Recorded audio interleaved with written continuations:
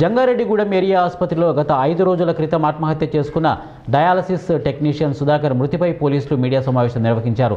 తన ఆత్మహత్యకు కారకులైన 4 వ్యక్తులలో 2 అజయ్ బాబు, కరుణకుమారి పోలీసులు అదుపులోకి తీసుకున్నారు. పరారీలో ఉన్న మరో 2 వీరరాఘవులు, అలుగు ఆనంద్ శేఖర్ పరారీలో ఉన్న 2 ముద్దాయిలను కూడా త్వరలోనే పట్టుకుంటామని డీఎస్పీ రవిచంద్ర వెల్లడించారు.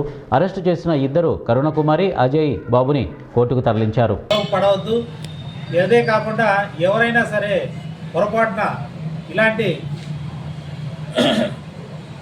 ఆన్లైన్ మోసాలకు కనుక గురయ్యి వాళ్ళ అకౌంట్లోంచి డబ్బులు కనుక పోగొట్టుకున్నట్టయితే వెంటనే 1930కి కాల్ చేసి చెప్పాలి.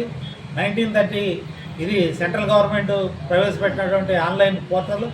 దీనిలో కనుక మనం కంప్లైంట్ ఇస్తే మన దగ్గర నుంచి వెళ్ళిన డబ్బులు ఎక్కడికి వెళ్ళినాయో చూసి వాటిని వెంటనే ఫ్రీజ్ చేయడం జరుగుతుంది.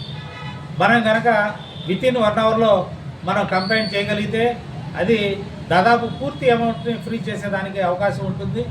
అలా కాకుండా మనం ఆలస్యం చేసే ముందు అవి వేరే అకౌంట్లకి డైవర్ట్ అయిపోయి మనకి ఫ్రీజింగ్ అమౌంట్ తగ్గిపోతుంది. కాబట్టి ప్రజలు అందరూ కూడా అప్రమత్తతో ఉండండి.